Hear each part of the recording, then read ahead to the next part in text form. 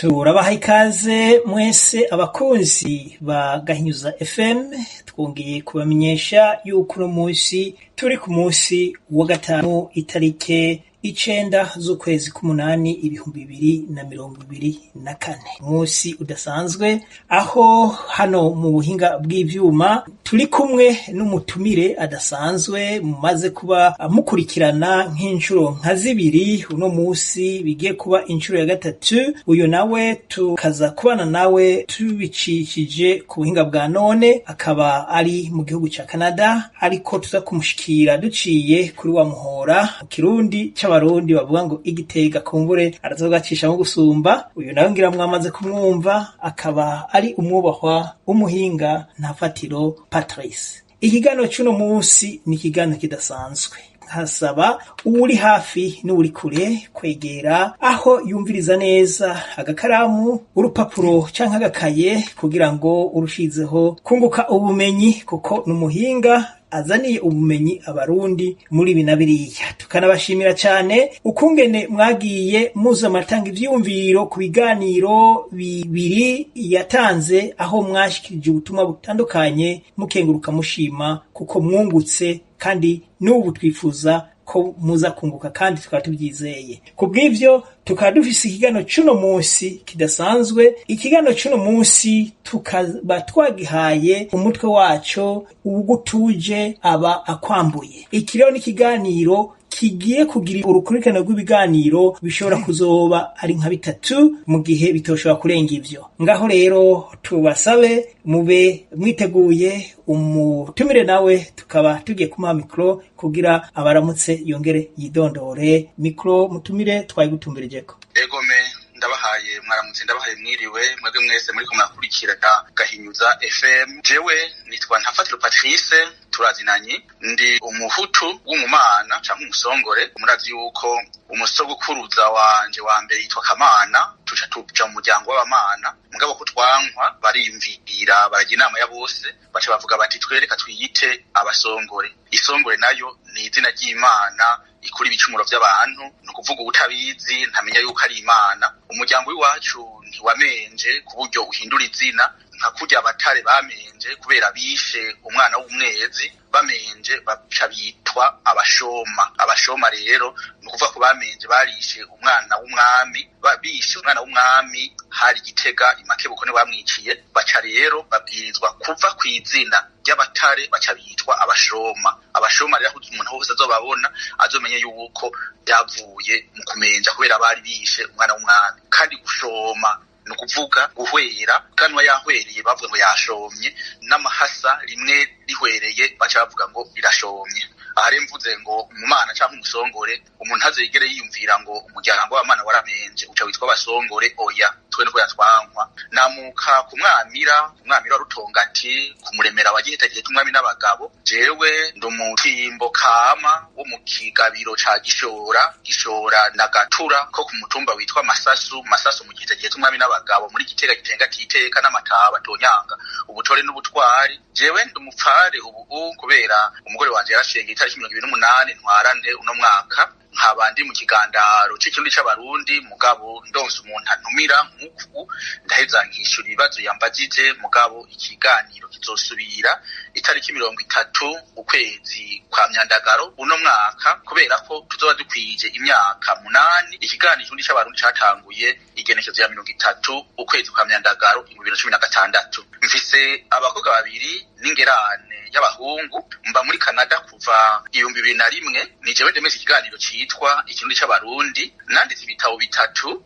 Naranditse L'exil de toute part, suivi de la politique négro-africaine de l'exil, gisohorwa na kaminuza nizeko y'Ottawa mu 2011. Naranditse ubusuma bugusigaho bugusanze mwiyandukuriro Maison d'édition RPP y'Ibujumbura mu 2023. Mperuka gusohora igitabo citwa Renganura ikirundi cemye bukuru, ni ukuvuga tome 1, bagisohorerwa kandi Bujumbura. Imana niyampamagara kwezi kw'icumi canke kw'icumi nzosohora Renganura ikirundi cemye butoyi tome 2. Naho rero niko noshobora kwidondora. Hanyuma kuri ico ikiganiro tugomba kugira ngo ugutuje abakwambuye nza kwishimikiza ibitabo bine ubumenyi naronse nakuye haziko nza kwishimikiza igitabo ca Jean Baptiste Bigangara kivuga ngo pour une anthropologie de la famille et du mariage traditionnel au Burundi yagisohoye mu 1986. Igitabo kindi nza kwishimikiza ni ca René Marchand cyitwa Burundi Ethnic Conflict and Genocide, Cambridge University Press, gisohokera mu Bwongereza mu 1996. hanyuma ndaza kwishimikiza igitabo cyanditswe na Paul Leroy-Beaulieu cyitwa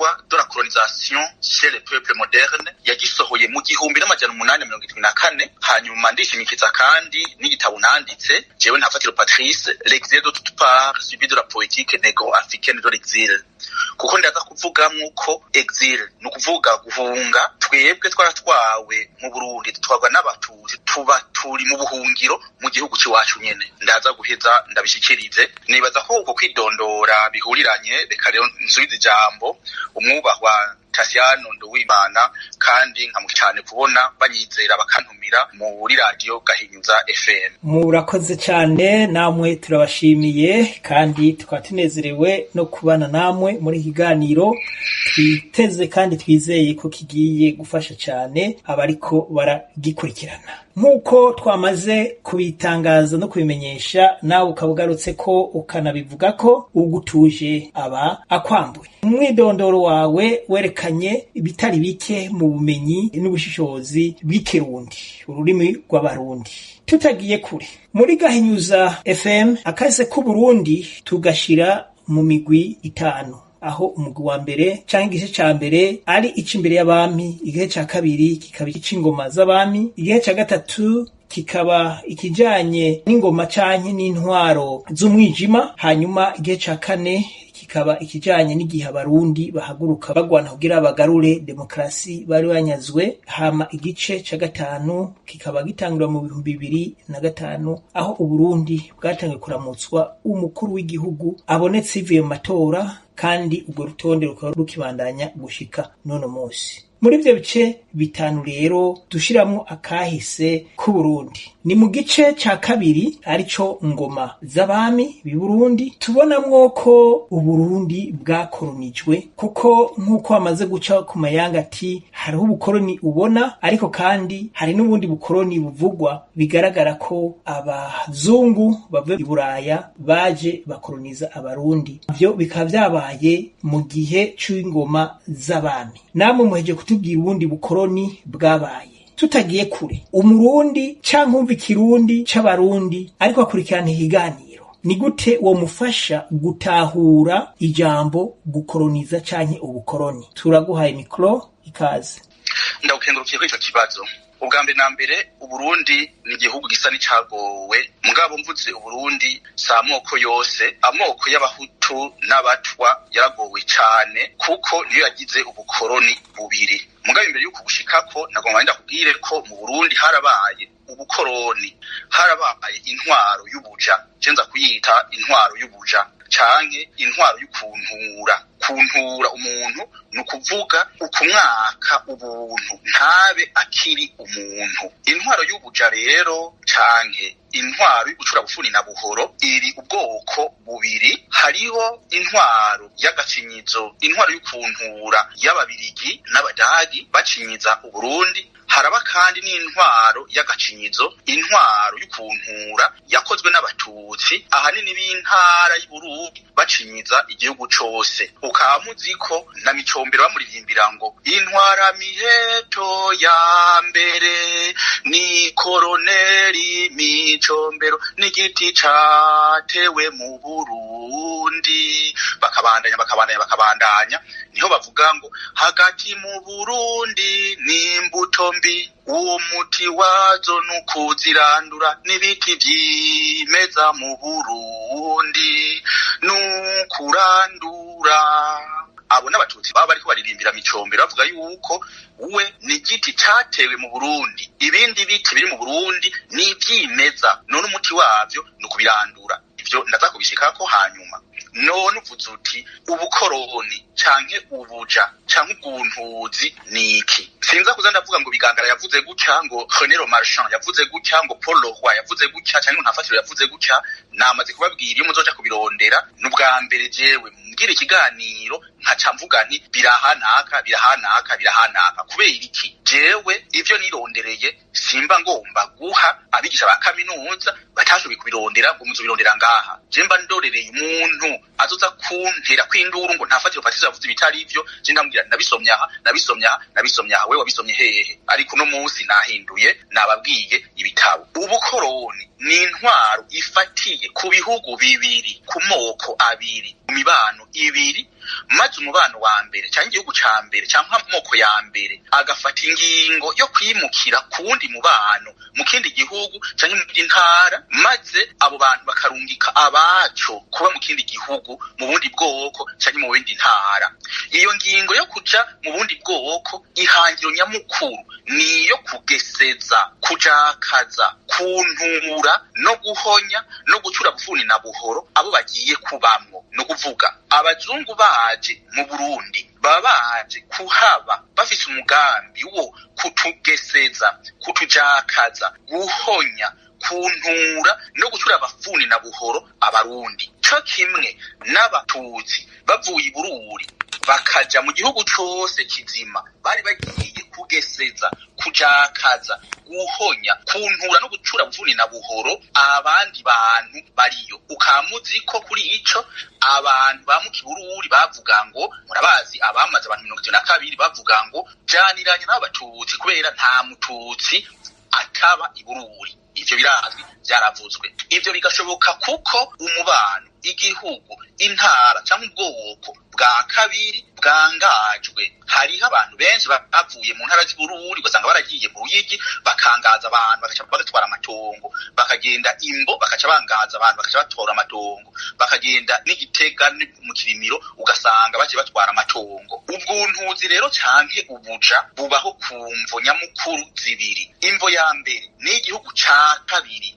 Mvuze igihugu ca kabiri nukumva nk'Ubudagi, ubwoko bwa kabiri nukumva nk'ubwoko bw'abatutsi b'Bururi canke intara ya kabiri itagira abayibamwo hanyuma ikigarurirwa n'igihugu. Nko ugiye kubiraba nk'ubu muri Algeria harigeze kuba atari abantu benshi bariho, abazungu mu Bufaransa baca barimuka baja kubayo kubera wamenye ico gihugu ntikigira abantu. Ni kurya abantu b'i Bururi batekeye baravayo bagenda Imbo, abandi bagenda mu Ruyigi. Imvo ya kabiri ni yuko igihugu ca mbere cyangwa ubwoko bwa mbere cyangwa intara ya mbere, mvuze ngo abambere mugume mumenya ko abambere n'abarundi, aba kabiri baca baba ababirigi cyangwa abadagi. Mvuze ubwoko bwa mbere no kuvuga buca buba ubwoko bw'abahutu n'abatwa, ubwoko bwa kabiri buca buba abantu batutsi baje bava i Bururi baza gukoroniza, baza kuntura, baza kujakaza ikindi gihugu. Imvo ya kabiri ni yuko igihugu ca mbere cyangwa ubwoko bwa mbere bushaka gucura bufuni na buhoro igihugu ca kabiri cyangwa ubwoko bwa kabiri kugira ngo buharonke akoyoko. Igihugu ca mbere n'Ubudagi, igihugu ca kabiri n'Uburundi. Ubwoko bwa mbere buca buba ubwoko bw'abatutsi b'i Bururi, ubwoko bwa kabiri n'abahutu n'abatwa bagiye gucurwa bufuni na buhoro n'abatutsi. Aho rero ndatanze indangura kintu y'ubuja ya colonization, y'ubwuntuzi, y'intwaro y'agatunati, y'intwaro ya Jogora duhure.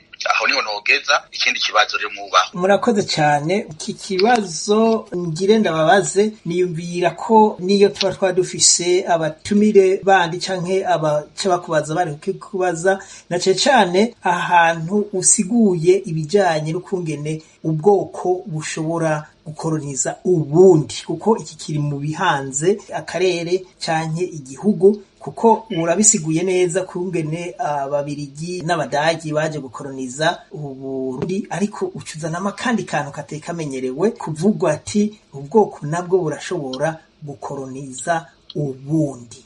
Kuri ico kintu rero hari ikintu duciye ku murongo, abatutsi b'i Bururi baza gukoroniza abarundi bose, abahutu n'abatwa mu gihugu cy'u Burundi. Mwatondoye mu Ruyigi y'uko bagiyeyo, ariko kandi mu bantu tuganira hari n'abavuga yuko n'ahandi bari no mu zindi ntara, na cane no mu gihe c'intwaro y'umwijima tubona mu bitabo, no kuvuga ku ntwaro ya Micombero tubona mu bitabo yuko Micombero amaze gufata igihugu yaciye ahagarika abantu bose bahora batwara intara z'igihugu, aca arungikayo abaza gutwara we nyene arungitse akuye mu muryango we canke ku ruhande rwiwe baca baja mu gihugu cyose barasanzara. Sishatse kubaza kahise k'ivyo ko bari bagiye kurangura amabanga canke gukorerayo, boba baragumyeyo canke boba barasubiye inyuma. Iki kintu nibaza ko nimba hari ico mubivugaho canke tukazokibaza mu nyuma, cane cane yuko igihugu kigize ingorane wasanga igihugu cose kigize ingorane, abahutu bo mu Ruyigi, bo mu Kirundo, bimuramvya, bo mu Cibitoke, hose ugasanga bagize ingorane zimwe, bahizwe kumwe, bahizwe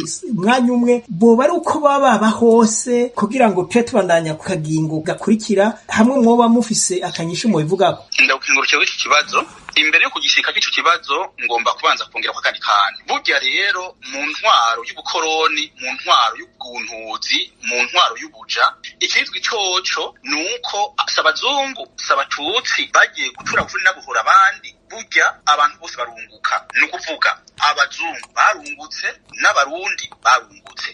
Uti kubera iki? Abazungu baramenye ko muri Afrika rutitaha, aricyo gituma Uburundi, abantu bakunda Uburundi barakwiye kubimenya. Uburundi ntibushaka kuronka amahoro ari uko Abadagi bazi yuko bakubiswe incuro bari mu guhona, bari mu guhera, bakabwiza gufatira ku bapatiri tubaza kubishikako kugira ngo bahende umwami. Ako kazigo Abadagi baragafise, kandi Abadagi n'abantu b'abanyenzigo barakazi, kandi umuntu yari yarungitse Abadagi mu Burundi arazi ingene bamerewe. Ababirigi barazi ingene bitaboroheye. Nico gituma igihugu c'u Burundi usanga bavuga bati iki gihugu tubwiriza kwifata impera n'impera, ubu tubwiriza kugifata kubera ni nka kwa kundi usanga abanyamerika baragiye kugwana muri Vietnam barabomora abandi barabarya, bakaca rero bazana abantu bameze nka Rambo, nka Schwarzenegger, abantu bose bakomeye berekana yuko bakomeye. Kwa kundi Ubufaransa bwakubitwa incuro n'abaromani baca bazana umuntu yitwa ngo Asterix Rugorua. Kajya no kuvuga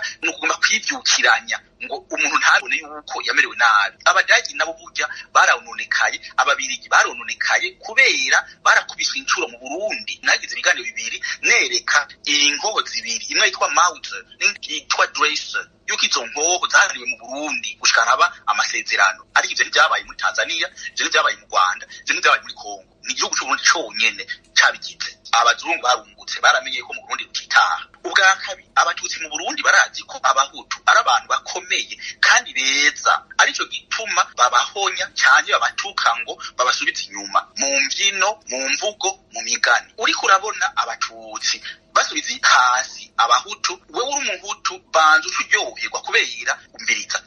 Ukazomba bavuze ngo ibikobwa by'iwabo ndayaga byaradindibiranye mu nda, ndayaga. Nta bahutu uzokumva bariko baratuka abatutsi kazi, nta bahutu uzokumva bariko baravuga nabi abatutsi. Mugabo ugasanga abatutsi bobo barifatira mu gahanga abahutu. Ntushaka gutuka umuntu atagusumba, ntushaka gusubiza hasi umuntu atagusumba. Nk'icyo ni ikintu ngiye mvuze kugira ngo abakiri bato bagenda babitegereye. Muri ubwo buja n'ubukoroni hariho ubukoroni bubi cyane, nubwo abantu bari mu gihugu kimwe, nk'uko abatutsi bacuze bufuni na buhoro abahutu n'abatwa. Kubera abazungu twarabomoye baragenda iwabo, naho bataragenda neza baragiye. Muka abatutsi turabana, ariko kandi baraducuze bufuni na buhoro turabana. Ngomba ndakwereke ivy'ubwo bukoroni, ndaza kuvuga ivyabaye, mvuge ku bazungu, mvuge no ku batutsi, kuko ibi ndiko ndavuga ko abatutsi bakoronije, buntuye, bakoze ibintu bitari vyiza mu Burundi. Umuntu yovuga ngo ntafatiro patirize nguvuga ngo bitari ivyo. Muzoje gusoma ivyo bitabo navuze. Ubwa mbere ivyabaye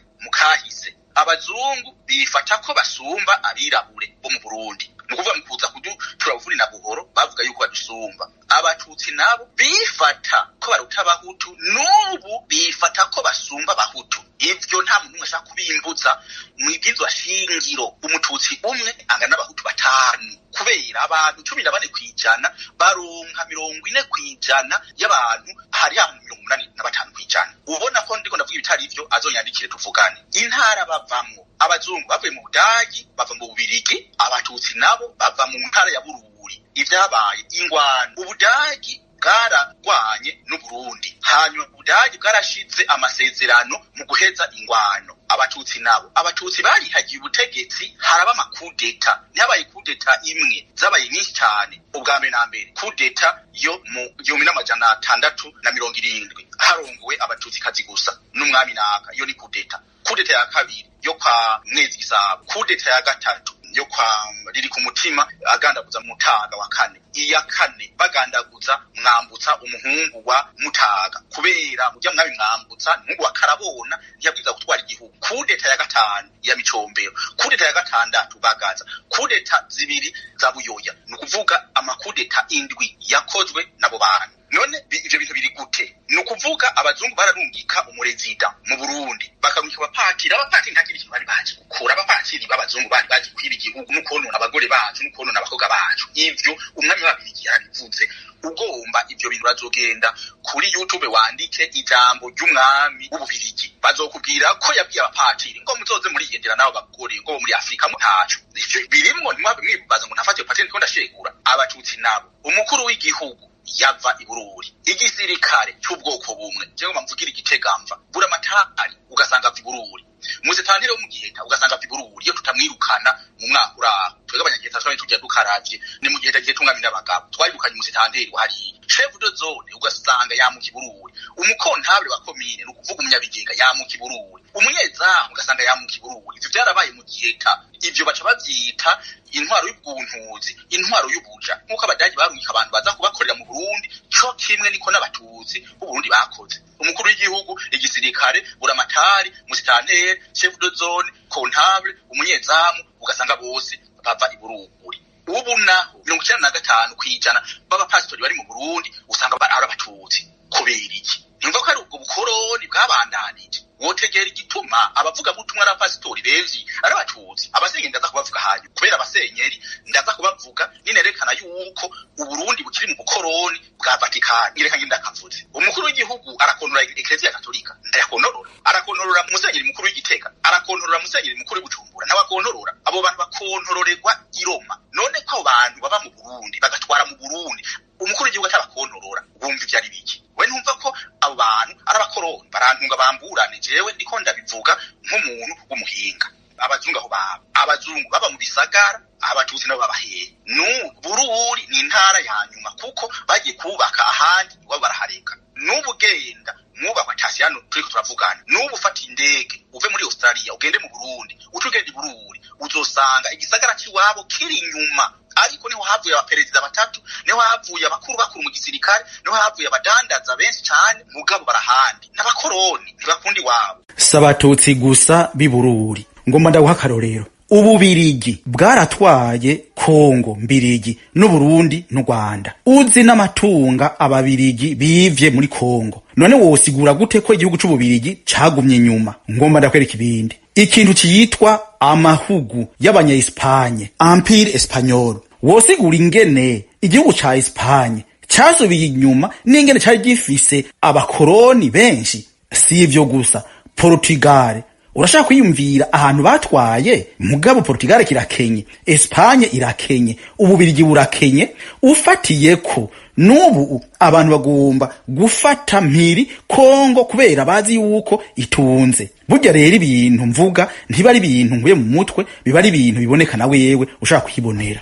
Uno musi abazungu babandanya gufatira amaboko imugongo igihugu cy'u Burundi, kubera igihugu cy'u Burundi carabateje isoni. Umuntu yarazi yuko ari umuntu akomeye bakamunanira. Abatutsi nabo, abatutsi no musi ni 14% bafise 50% mu gisirikare, bafise 50% mu nama ntinguza amategeko. Wavyumvise 50%. Ugasanga jewe umwana w'iwacu vyanze yuko yinjira mu polisi kubera yaronse amanota 50 ntiyashobora gushikirwa. Mugabo ico gihe hariho umupolisi w'umututsi kazi yinjiye afise amanota 8%. Uwo mututsi arinjira mu gipolisi, mugabo je umwana wanje afise 48% ntiyagenda. Ivyo ni kuvuga iki? Ndabandanya. Igituma ndakwereka nuko ubukoroni bubandanya. Uwo mugambwe utatsinze amatora nubukwiye kuja muri leta. Haja CNDD-FDD yabwiza kuba itwara yonyene, iprona kujyama, SNL kujyama, abandi bose kujyama. Abantu bashobora kuja muri leta bonyene ni abatowe. Abashinga amateka batowe, baragutoye uraja mu nama nshinga amateka. Mugabe ushaka kuronka umushikiranganje avuye muri iprona, nushaka kuronka umushikiranganje avuye muri SNL, mbokora gute? Nukuvuga ni bya bindi bya colonization, ubuntuzi bubandanya. N'umuntu atatowe ugasanga ariko aratwara igihugu, yogitwara gute? Twereka kubura igitoro gute? Twereka kubura ingorane gute?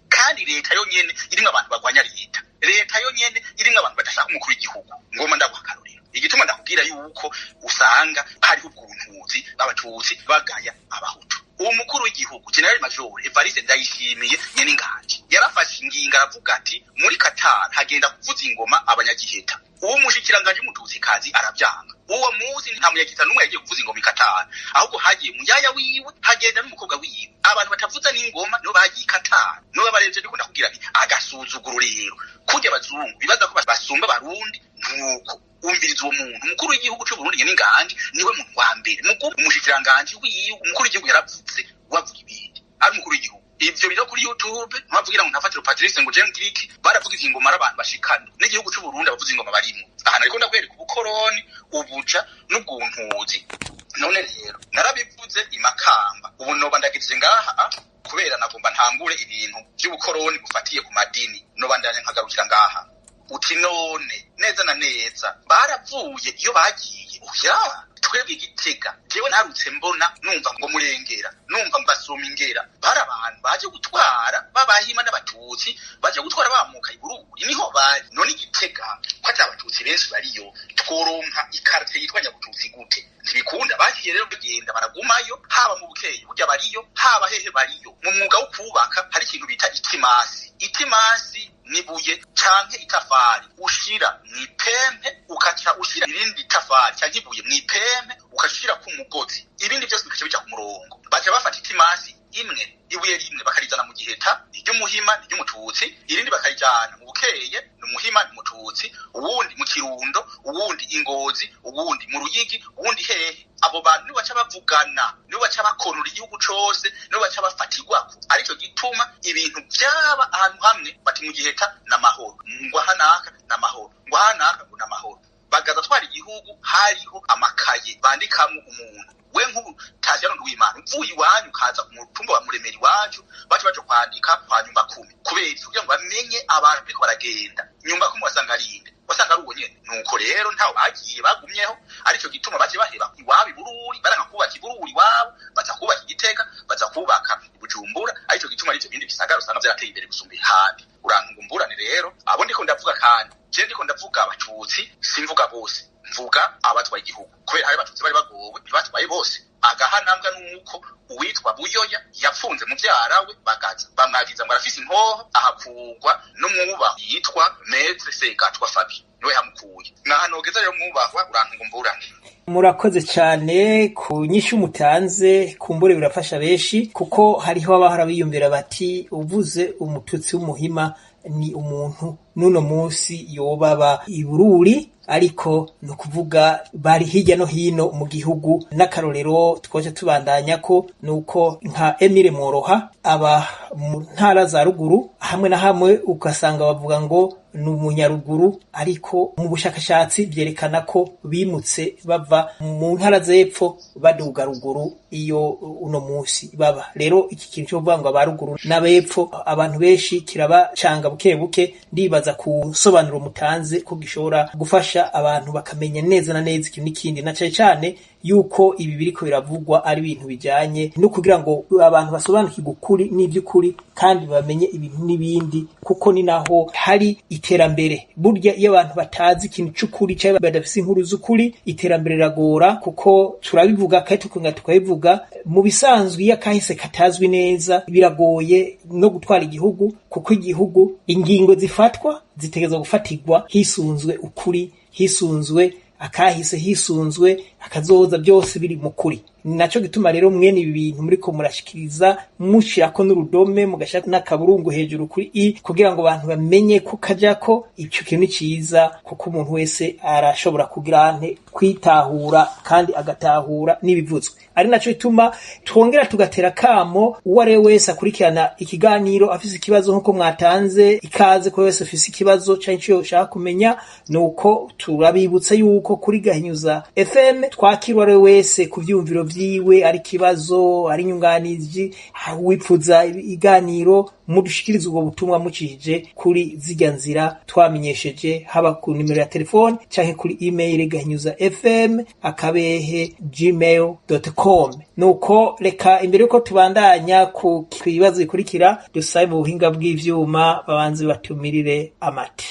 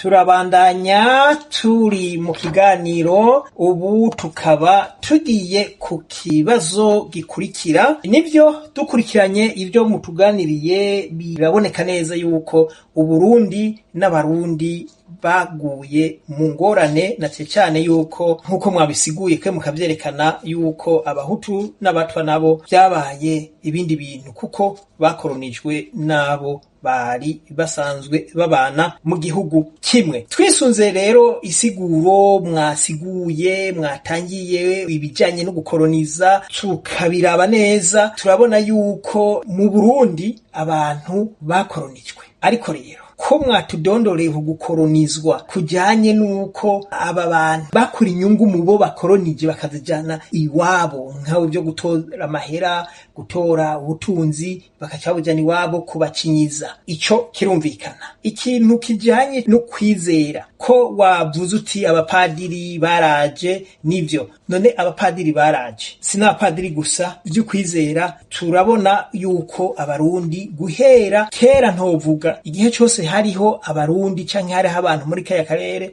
bari bafise ukwizera, bafise ico bizera kandi bizera. Ariko aba bapadiri aba bamissionari kugira baze bakurikira abanyepolitike canke bafatanize n'abanyepolitike nirihe banga ririho kuba baraje ivyo bazanye bita ubutumwa nk'umuronzi ugereranije n'ivyo bari bafise. Ivyo bazanye biraboneka yuko yoba ari ubutunzi, vyoba ari inyungu ku barundi mu buryo bw'uko tutohava tuvuga tuti baje kudukoroniza ahubwo batuzaniye ubutumwa bwiza. Batatuzaniye ubutumwa bwiza naho bakuriye abarundi ivyo bibafitiye akamaro canke ibintu by'igisokuru cabo, urumva yuko bica bifita iyindi sobanuro. Ni gute nk'umuronzi aho hantu uhabona nace cyane ko wagacijemo akajanye n'abasenyeri n'abapadiri muri ubwo buryo, ni gute woshobora kubisobanura kugira ngo abariko bakurikirana ikiganiro bashe kuronka inyungu no kumenya uyo muzo wa missionary inyungu canka gahombo? Ijambo ni kwawe. Ndagukengurukiye ko ico kibazo.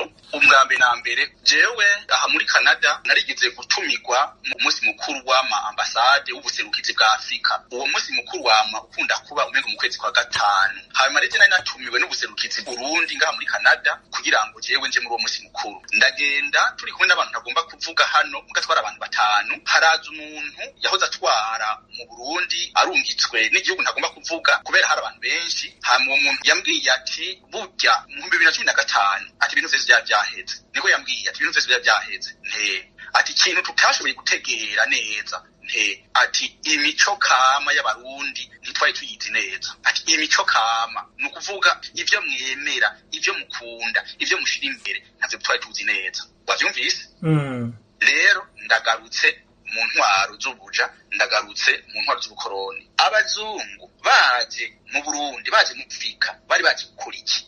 Bari baje ubwa mbere na mbere kugira ngo bunture abanyafrika babibe ubutaka. Baje abazungu, baje abapatiri, baje abapasitori, baje abasenyeri, nta bintu by'Imana bari batuzaniye, bari baje kurondera ubutaka. Imbere ya byose abazungu bari baje kwirondera ubutaka, amabuye y'agaciro, nta bindi byari bibazanye. Urumviriza ijambo rya Baudouin, umwami Baudouin yababwiye ati umviriza, murababwira yuko umuntu akenya arazuja mwico, hanyuma tubibe ibintu byose. Ikindi cyari kibazanye kugira ngo tuvuge igifaransa cy'iwabo, tuvuge ururimi rw'iwabo, badukure ku Kirundi, tuvuge igifaransa, akaranga n'imico, twiyumvire nk'abazungu. Je navuze nti abigisha ba kaminuza benshi n'abakoroni mu mutwe baragufata abazungu bagakuramo ibintu byose wemera, bagakuramo ubwenge bwose ufise, ubwenge bw'umurundi, bagashira mu bwenge bw'iwabo. Kuko sinumva ingene umuntu yiga kaminuza akiga imyaka 10 n'ingahe akaronka kaminuza no kuvuga doctora akayironka,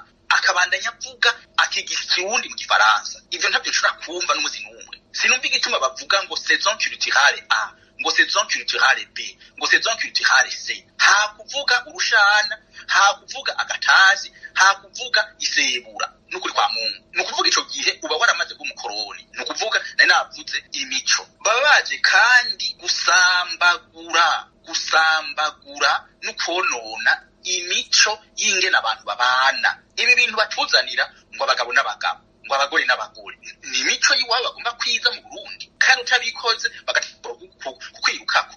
Rero ivyo babaje gukora mu Burundi cabazanye no kwibamana nzima. Abapatiri bari baje kwiba igihugu, abasenya bari baje kwiba igihugu, bari baje kutwigisha ururimi rwabo, bari baje gusambagura ingene tusanzwe dutwara igihugu cy'iwacu, dutware nkabo. Nivyo vya mbere na mbere. Rero ivyo uzobisoma kwa René Le Marchand ubishaka. Aho rero ntabandaye we wa muntu w'urambaza, ndabwiye ngo ubukoroni ntibwari gushoboka, ubukoroni ntibwari gushoboka iyo batabanza gusambura Imana y'abarundi. Kuko usambuye Imana, wirukanye Imana, uba wirukanye ibintu byose. Ibintu byose byubakiye ku Mana. Uribuka Imana umwami Uburundi, nico cari kivugo c'Uburundi kuva kuri Ntadushatsi cyambara ntaba. Womo Imana ukamuzi ko umwami yabandwa misi yose. Womenye mu president misi yose avyuka, akavyukira mu misa, hanyuma akaja ku kazi avuye mu misa. Womumenya wewe ariko umwami yabandwa misi yose. Iyo Mana uyomoye ubuhejeje konona ibintu byose. Barashitsaho babuza n'umuganuro, kirazira kuganwa mu Burundi. Ku muganuro wamara imisi 8 barawubuza kuva mu 1932 nta muganuro wasuye kuba mu Burundi. Uko Imana rero ubushikiye abarundi. Ivyo bintu nabivuze itariki 3 Nyakanga 2018 nari mu kiganiro ca FM Sport. Niho nabivugiye ubwa mbere, ndavuga nti abazungu mu kudufata neza badukuye ku Mana yacu. Tudasuye ku Mana yacu biragoye. Aha nkacambaza ikibazo, mbega aho brantunga je muhinga je ndumuronzi. Iyo umuntu ariko aravuga ngo igihugu cy'Uburundi cyashize Imana imbere, mbe iyo Mana ni iyihe? Hamwe naribaza ico kibazo, iyo Mana ni iyihe?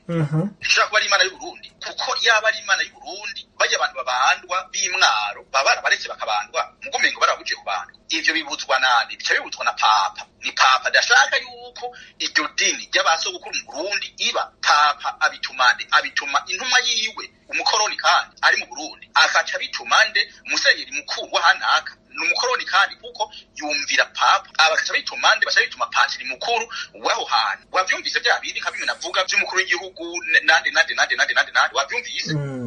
Wibaza kubiva hehe? Yaba arabarundi bagira bati twege tugume kw'idini ry'iwacu vyokunze. Jewe ibintu mvuze ndi nka Fatiro Patrice ndabivuze nk'umuronzi, nta numwe ndiko ndatuka, nta numwe ndiko ndahinyuza, nta numwe ndiko ndabwira nabi. Je gusa ndakubatije nk'ubu bavuze bati twashize Imana imbere, ni iyihe? Ego Imana ni imwe kwisanzwe. Mugabo iyo Mana bashize imbere yitwa nde? Twimana yitwa Imana rugaba rurema rugira inka n'ibibondo. Iyo Imana bashize imbere ni iyihe? Niyo umukoroni ni iyihe?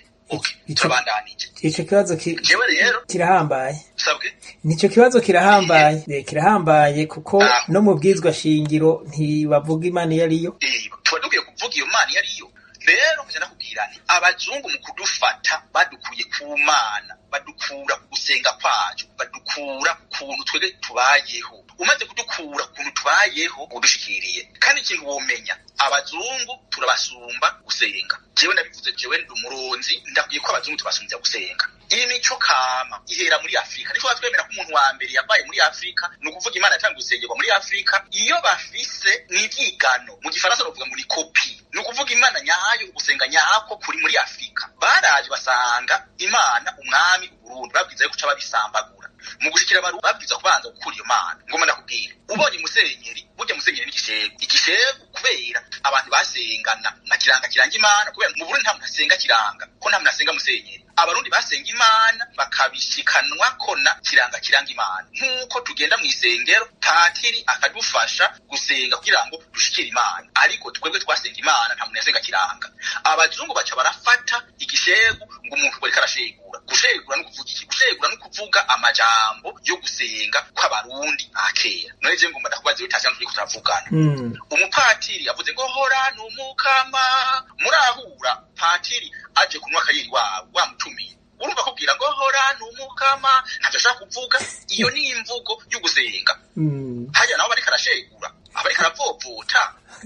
Hariho ibintu bavuga. Patiri akazomba kubwiye ngo uyu muvinyu ntukiri umuvinyu wabaye amaraso ya Kristo, kandi tukavyemera, kandi biba arivyo. Iyo mvugo niyo mwisengero. Ntashaka kuzi wawe umuhaye akavinyu akaca kubwira ngo rero ngo umuvinyu ngo ntukibaye umuvinyu ngo baye amaraso. Yo bari karamenja. Hari imvugo yo mwisengero, hari imvugo y'abantu bakimanza, hari imvugo yo mu mayagwa, hari imvugo mu butunzi, ekonomi. Imvugo ntizisa.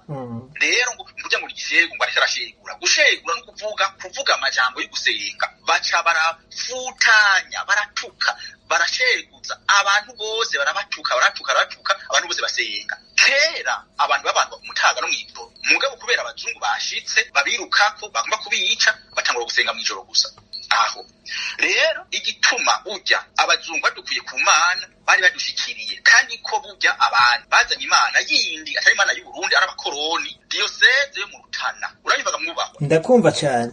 Diyoseze yo mu Rutana imaze imyaka irenga 2 itagira umusenyeri. Ako n'agasuzuguro ka Eklezia Katolika, ako n'agasuzuguro ka Papa, ako n'agasuzuguro k'abantu barongoye Eklezia Katolika katagira uko kangana. Kubera mu Burundi, si mu Burundi gusa, kw'isi yose nzima hama hari ikintu bita dignissimus. Ni kiratini. Dignissimus no kuvuga le plus digne mu gifaransa, no kuvuga ubikwiriye mu Kirundi. Burya mu Burundi turafise abapatiri batatu bama bariho, hamwe umusenyeri yohwera naka ayo mazina bacarunga ikiroma, papa akaca tora mwumwe. Nta papa n'ubwenge afise, n'ubwenge bw'abasenyi, n'ubwenge bw'abakardinali, nta bintu byotwara ukwezi kumwe tutaronse umusenyeri. Mugabo mu Rutana haramaze imyaka 2 hatagira umusenyeri. Akuna gasuzuguro ntange na kwerekana yuko uburundi babuhevye. Dignissimus ndamuhevye. Haca haza Dignus. Dignus no kuvuga mu gifaransa lo digne. Mu Kirundi ni vyopfuma. Umupatiri vyopfuma. Bwa mbere hari umupatiri bikwiye kuba umusenyeri, hari wo vyopfuma Dignus.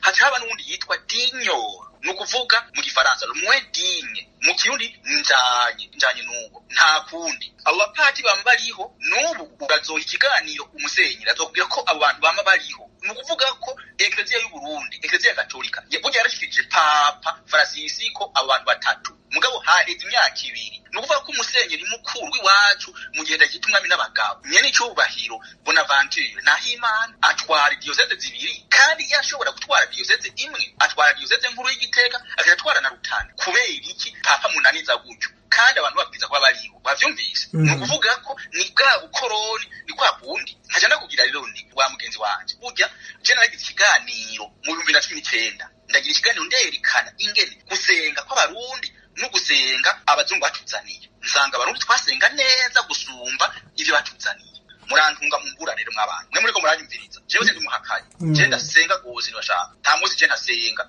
Mugabo iyo Mana nsenga Imana y'abazungu, kubera je sinashoboye kuronka akaryo kukubandwa. mugabo iyo nza kubandwa iyo nza kuvukira mu muryango bandwa je mba nisenga imana y'abasogokuru kubera imana ni imana ni imwe. Hari umudokiteri twari kutuganira ejo ntabivuga izina niwe yambwiye ati burya imana ni imwe ati gusa y'Imana y'abarundi bayihindura iryo zina. Ntaca ndakubwira rero mu majambo makeya naravuze ko igice c'iburi rya mbere ry'Imana naho bayambaririza abarundi baronse amanota 17 abakoroni baronka amanota 7. Igice c'iburi rya kabiri ry'umwiteguro wo kuza kwambaza ni ukuvuga ingene bitegura kuza kwambaza Imana abarundi twaronse amanota 7 abakoroni baronka amanota 4. Igice c'iburi rya gatatu ry'ubwoko bw'ibisabisho batweretse twaranganije. Igice c'iburi rya kane ry'abasengesha ni ukuvuga abasengesha babandwa n'abasengesha kuri Kristo Yezu umukoroni yaronse amanota 7 abarundi baronka 15. Igice c'iburi rya gatanu ry'ibisengeshwa ibintu bashobora gusengesha sogokuru yaronse amanota 38 abakoroni baronka 17. Igice c'iburi rya gatandatu ni ukuvuga iburi ry'uburyo bwo gusenga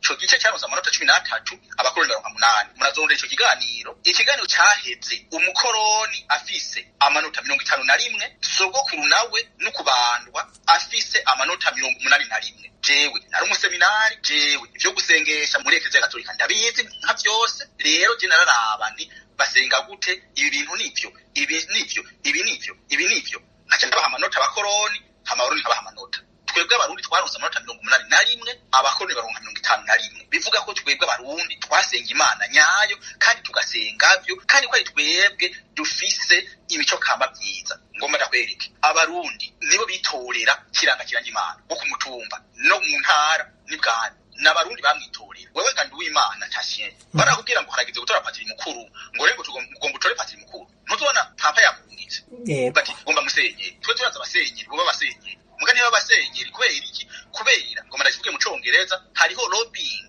hano n'ibindi aricyo gituma turunka abasenyeri bica abantu. Umusenyeri twa ntuyahaga Michel yaraheza inkoho za kurasa abantu aricyo gituma turonka abapatiri bicana. Hari abapatiri bica abantu mu rusengo aricyo gituma turonka abafurere bicana turonka ababikira batanga abantu. Kubera iki kubera ko turi mu bukoroni. Burya rero Eklezia Gatolika n'abakoroni abaporokizani n'abakoroni ibintu byose bitari byo mu Burundi ngo tuze gusenga nk'abandi n'abakoroni gabo je ndiko ndavuga ko iyo Mana atari Imana muntegere neza mwe muri ko nabitegera. Hari abikira bazovyumviriza hari abapatiri bazovyumviriza hari abasenyeri bazovyumviriza hari abaporokizani bazovyumviriza. Je simpakana Imana je ndumuhinga je ndumuronzi none udashaka gutora mupatiri mukuru udashaka gutora musenyeri wawe niko reki dutora nyene nganje na majori Paris ndashimiye tukamutora tukamushiraho mugani dutore musenyeri wiwacu Gitega ntidutore musenyeri wacu Njumbu ntidutore musenyeri wacu Ngozi gushika naho idiocese imara imyaka 2 itagira umuntu ayitwara ngaho gasuzuma yerekanga ari naco gituma batubwira ngo abagabo n'abagabo ngo abagore n'abagore iyo tutava hasi ivyo rero bikabandanya rero nagukubwira nti uko kwemera colonization ubuja ubuntuzi bwashoboye gufata imizi mu Burundi kubera badukuye ko Imana yacu. Ivyo navyo vyagiye gute? Vyagiye ko abantu bazungu bafatiye ko ntibarabasenze ntibasenga. Abazungu razi abo bafatiye kuri inde bafatiye kuri macoco. Abazungu bafatiye kuri inde bafatiye ku batutsi benshi batemera Imana. Abazungu benshi bafatiye ku bahima gute? No bafatiye ko kubera abahima bari barakumiriwe bakibagira bati rero mwebwe reka tubereke ingene mushobora kuba abantu bati ni byiza. Abahima benshi nabo nta by'Imana babwira. Uti gute? Umuhima wa mbere yitwa Ruhinda mu 1420 yaranse mwami yashizweho n'Imana nuko ko yari yanze Imana ati kirazira dushaka kwemera uwo mwami twahawe n'Imana ati kirazira je sishaka. Ivyo zuguru tubagiye mu 1936 ubundi muhima acaraza aca yica umwami wa nyuma acavuga ati Imana umwami uburundi ndafuse nta mana nshaka muri kino gihugu cwanje jewe ni ubumwe ibikorwa amajambere. Haca haraza ubundi muhinga gose atabonana n'Imana yitwa Bagaza arugara amasengero mwese muzi inama ndemesha muryango zose arakura amaseminari arugara abapatiri arapfunga abamisioneri aromora bose arabomora.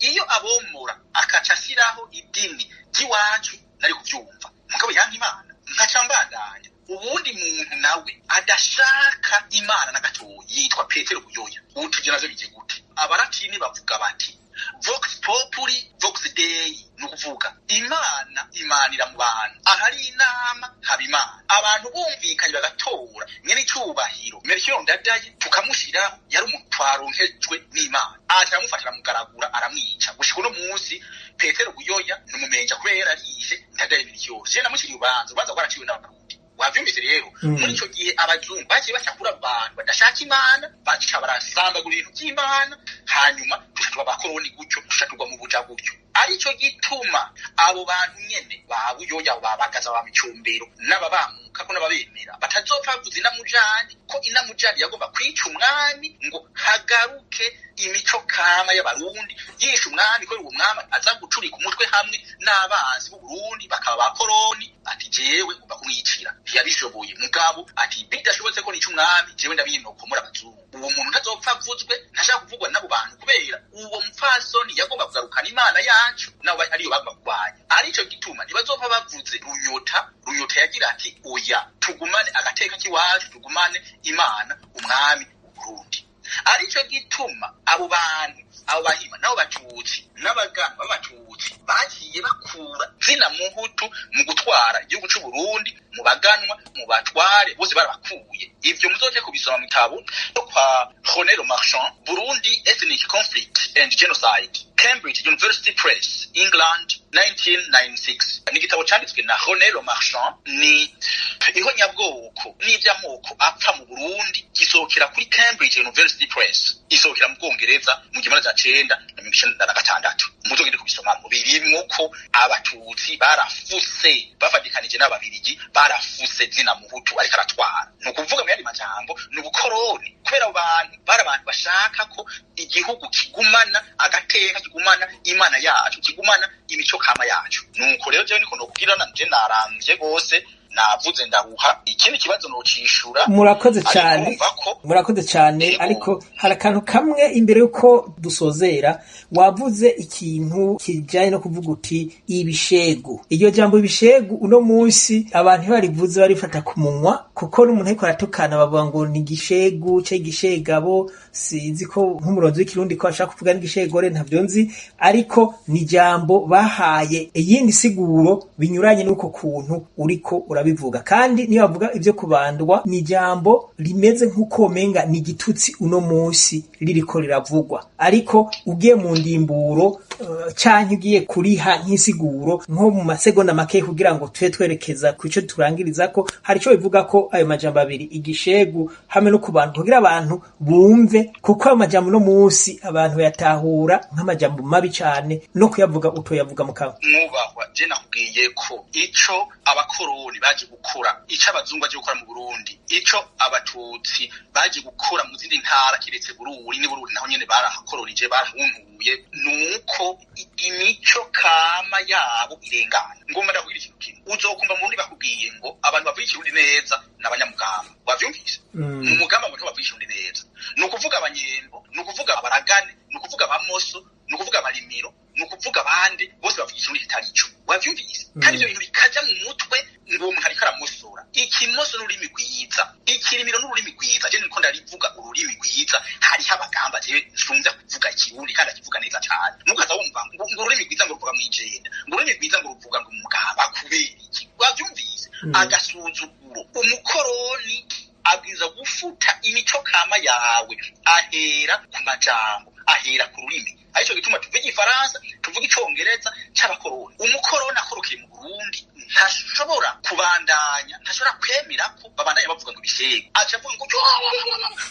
ujya umuntu arashegura gushegura ni ibintu vyiza cyane ni imvugo yo gusenga ni imvugo yo kwambaza Imana nkuko padiri nawe ashegura ariko aravuga ngo horana umukama uramaze kumva abapadiri bariko barasoma imisa yego bicyane uramaze kumva abaporoti abaporoti bararuha mu kuvuga bahaje bariko barashegura ni imvugo y'abarundi no gushegura hari igisegurenge ngoma ndakugira ikintu muri Eklezia Gatolika byarabananiye gushira abapadiri b'abagore twebwe mu Burundi twari dufise kiranga Imana umugore jewe naho nagenda kubandwa imwaro mu 2018 hariho kiranga umugore bamari babiri umugore n'umugabo ariko byarabananiye ugasanga abo bantu b'abazungu baje kutubwira ngo agateka kazina muntu ngo muri kubahirijwe kari kubahirijwe mu Burundi gusumba iwabo twebwe turafise kiranga Imana w'umugore ariko iwabo nta mpazi bafise umugore bagatanga gutera induru rero mugenzi gushegura ni vyiza igisegure ni kiranga Imana k'umukobwa nk'umubikira ni ibishegore nk'abamenyesha amana b'abakobwa ni ibishegore ibishegabo n'abagabo ni abasenyeri ni abapatiri n'abantu bose mu mvugo yo kubandwa. Rero ntushobora kuvuga rero igishego n'izina ryiza mana ni ukuvuga nk'umufaratiri yaba hari abafaratiri b'abakobwa aca igishegore ari nk'umubikira igishegore. Ibishego n'abantu bafasha kiranga Imana gushikana abantu ku Mana. Nk'ubu ngenda kwereke bino muri Canada ugiye mu misa imara iminota 45 abarundi basenga amasaha 3 hanyuma ngo abantu badusubije gusenga. Niko no bivuga majambo makenda atiko ikiganiro kigomba gihe. Yego cyane murakoze, ariko hari kandi mutavuzeho kajanye kubandwa iryo jambo uko worisigurira abantu bariko barumva, kuko naryo nyene iyo rivuzwe hari abumva kumenya ikintu kibi. Ngenda kwereke kubandwa kiva mu Mana ra icani cyitwa amen. Naye zabivuga yenyine aravuga ngo amen amen y'Imana amen. Hajye uzawumva nk'ubu bavuze ngo ibyo tubisabye ngo bwa Kristo Yesu umwana w'Imana nzima, abantu bavuga ngo amen. Mu Kirundi amen ni ime. Rero kubandwa bivuye muri vuga kuba ni kwegera Imana ukayibanda. Nk'ubu uvuze ngo gusenga, abazungu bavuze ngo gusenga, bavuze ngo prier cyane to pray. Nikimeze neza kubandwa no kuvuga nk'ubu wewe tasiyano turi kumwe nka kubanda no kuvuga ndakwegera nkakumva ubushuhe no kuvuga kubandwa no kugenda ukabahanwa ruri ukegera Imana gushika mukagumana ikabi iruhande yiwawe kuburyo yaba ari Imana ari umuntu wo yumva ubushuhe bwayo. Nicyo kivuga kubandwa, kuvuga kwegera Imana ukegera Imana gushikaho muhava kuba umuntu umwe. Nico kivuga kubandwa. Kubandwa ni jambo ryiza cyane Imana, ni jambo ryiza cyane risumba na prier mu Gifaransa, risumba na pray mu Cyongereza, risumba gose umuntu yize indimi ndabizi. Murakoze cyane, twerekeje gusozera mu munota umwe bishoboka. Ikiganiro twagihaye ijambo rivuga riti ugutuje aba akwambuye. Turavye ibyo musiguye, ibyo mwerekanye na cyane biraboneka yuko abarundi batujwe, bisigura yuko bambuwe. Sinzi yuko ariko muri rusangi twobifata uko nko gusozera mu munota umwe. Sinzi ko uko ndabivuze ko ariko nawe ubona ko vyofatwa canke uko ngene ubishira mu mugwi runaka hamwe umuntu wese yumva ati ego nuko.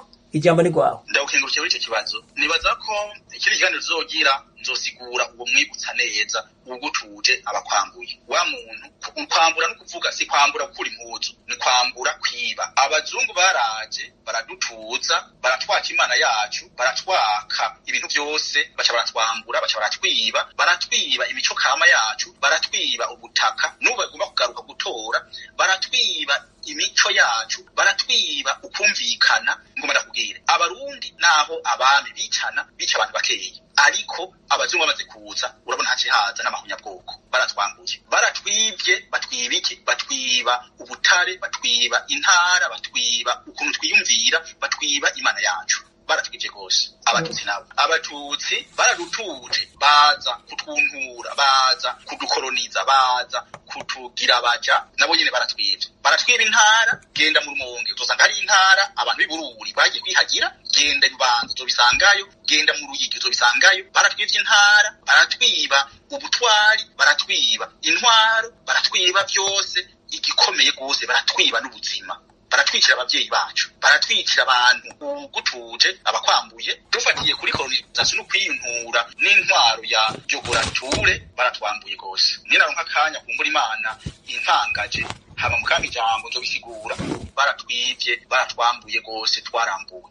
Kugira ngo rero ntitwambugwe tubwirizwa kwikubita agashi tugasenga Imana yacu, hama tukikurako abo bantu abo tubana abasanzwe n'abarundi ntaho tubashira mugabo baheze baronke ivyo bakwiye. Abantu b'abarundi baronke ivyabo, hanyuma ntihabe umwana n'ikinono. Niho nohereza. Murakoze cyane, turabashimiye ku uyu mwanya mwashoboye kubana natwe hano muri ikiganiro cyo kuri Gahinyuza FM. Ningaha nyene turangirije ko ikiganiro tukibutsa bariko baradukurikira yuko tuno munsi twe dufise ubutumire adasanzwe adasanzwe, umuhinga, umuronzi Patrice Ntafatiro. Tukaba twariko turaganira ku kiganiro kijanye n'ukungene abarundi bagiye bakolonizwa, hanyuma akaba yerekanye ibitari bike, yerekanye yuko Uburundi abarundi bashoboye gukolonizwa, kandi nyene no mu barundi hariho ubwoko bwakolonije ubundi, yaho yasobanuye canke arerekana ukungene abatutsi bashoboye gukoloniza abahutu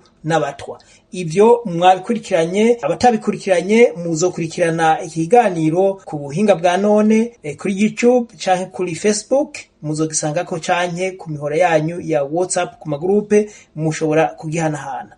Kubw'ivyo tukaba tubashimiye cane, tubibutsa nkuko twatanguye tuvuga yuko ikiganiro ni ikiganiro gisa nuko ari intangamarara, hakaba hari ibindi biganiro bizoza mu nyuma bikurikira ikiganiro, ari naho ndetse n'iri jambo ry'umutwe ugutuje aba akwambuye rizosobanurwa gusumba, kugira ngo habe kwagukirwa no gutahura bikwiye. Na haro turangirije, tukaba twifurize amahoro meza, tukaba kandi twifurije n'amahoro umutumire, ariko kandi ijwi rirambwira riti reka tumuhe ijambo ryo gusozera ry'isegonda nkeyi cane. Ijambo ni rwawe. Egome, harya iyo uhezagiye umuntu nawe uhezagiwe, kandi wewe mwubahwa Nduwimana Tasiano urakarambura akabwira gahora ku ngoma. Abantu mwese mwariko murakurikirana radio Gahinyuza FM, murakaramba, murambane n'abanyu muhore ku ngoma. Ngoma ndabahezagire nka mawe Binyongorigo Deliver niwe yavuga ati urakarenga abanzi barengutse, urakarenguka abanzi barenganye, bishitse mu karengukira icarimwe bobo bazorengukire ukurengwa. Imana yacu ibahezagire mwese. Murakoze cyane, ningaha nyene ikiganiro giciye kirangirira.